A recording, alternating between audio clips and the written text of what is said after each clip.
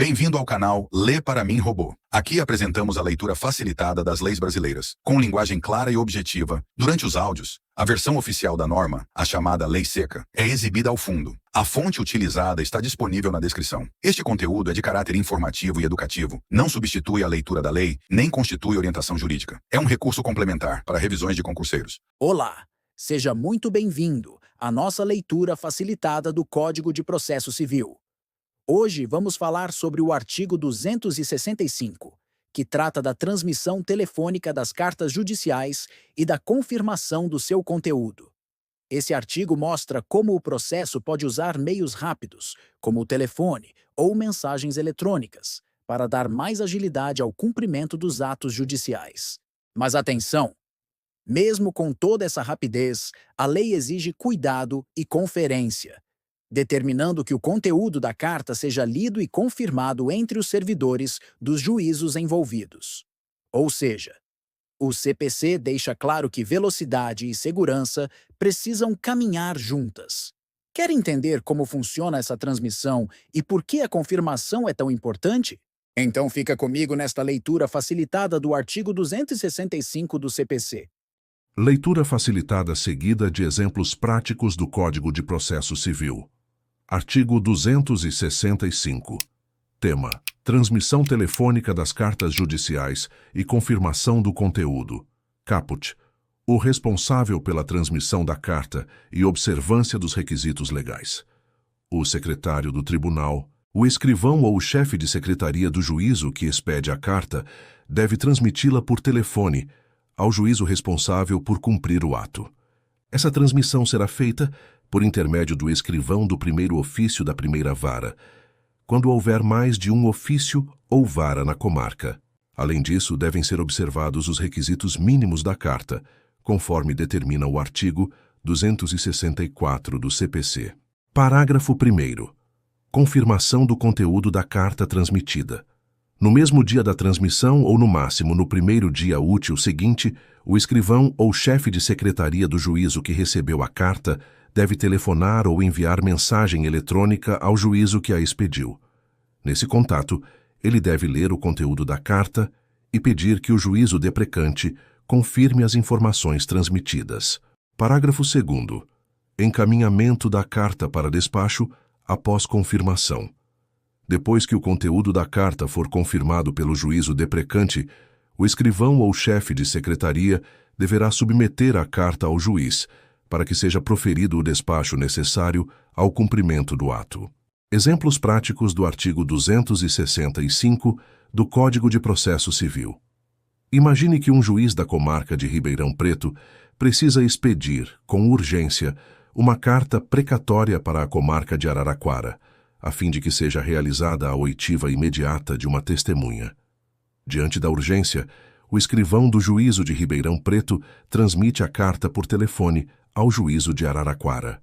Como a comarca de Araraquara possui mais de uma vara, a transmissão é feita ao escrivão do primeiro ofício da primeira vara, conforme determina o caput do artigo 265. Durante essa transmissão, o escrivão observa os requisitos mínimos da carta, garantindo que ela contenha as informações exigidas pelo artigo 264 do CPC, especialmente os dados que comprovam sua autenticidade. No mesmo dia em que recebeu a ligação, o escrivão da comarca de Araraquara entra em contato com o escrivão da comarca de Ribeirão Preto, agora por telefone ou por mensagem eletrônica. Durante esse contato, ele lê em voz alta todo o conteúdo da carta, incluindo a ordem judicial, os dados do processo e das partes. Em seguida, solicita que o juízo de Ribeirão Preto confirme se as informações transmitidas estão corretas. Esse procedimento garante que não houve erro na transmissão telefônica da carta, conforme determina o parágrafo 1º do artigo 265 do CPC. Após a confirmação de que o conteúdo da carta está correto, o escrivão da comarca de Araraquara encaminha a carta ao juiz responsável para que ele analise o pedido. O juiz, então, profere o despacho necessário, autorizando o cumprimento da diligência, como a designação de data para a oitiva da testemunha. Somente após esse despacho é que o ato judicial será efetivamente cumprido, conforme determina o parágrafo 2º do artigo 265 do CPC. Agora é hora de praticar. Questões para fixação. Confira as questões que preparamos especialmente para você. Questão 1. De acordo com o artigo 265 do CPC 2015, a carta de ordem ou a carta precatória será transmitida ao juízo em que o ato deva ser cumprido. A. Exclusivamente por meio eletrônico certificado. B. Diretamente pelo juiz ao juiz destinatário. C. Pelo advogado da parte interessada. D. Por telefone, pelo secretário do tribunal, escrivão ou chefe de secretaria do juízo deprecante. E.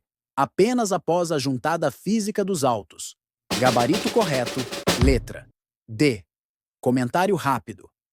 O caput autoriza a transmissão telefônica da carta, como forma de dar celeridade ao cumprimento do ato. Questão 2. Nos termos do parágrafo 1º do artigo 265 do CPC 2015, recebida a carta, o escrivão ou chefe de secretaria do juízo destinatário deverá: a. Cumpri-la imediatamente, sem qualquer contato com o juízo de origem. B. Aguardar a remessa física da carta para confirmação. C. Devolver a carta ao juízo deprecante para ratificação. D. No mesmo dia ou no dia útil imediato, telefonar ou enviar mensagem eletrônica ao juízo deprecante, lendo os termos da carta e solicitando confirmação. E. Encaminhar a carta diretamente ao juiz para despacho. Gabarito correto, letra. D. Isso porque a lei exige contato imediato, no mesmo dia ou no dia útil seguinte, para leitura e confirmação dos termos da carta. Questão 3. Conforme o parágrafo 2º do artigo 265 do CPC 2015, uma vez confirmados os termos da carta transmitida, a. O ato será automaticamente cumprido. B. A carta será arquivada no juízo destinatário. C. O escrivão ou chefe de secretaria submeterá a carta a despacho. D. O juiz deprecante deverá ratificar novamente a ordem. E. A carta será devolvida sem cumprimento formal. Gabarito correto, letra. C. Comentário rápido. Após a confirmação, a carta deve ser submetida a despacho, etapa necessária para o regular prosseguimento do ato. Acesse nossa playlist. Bons estudos!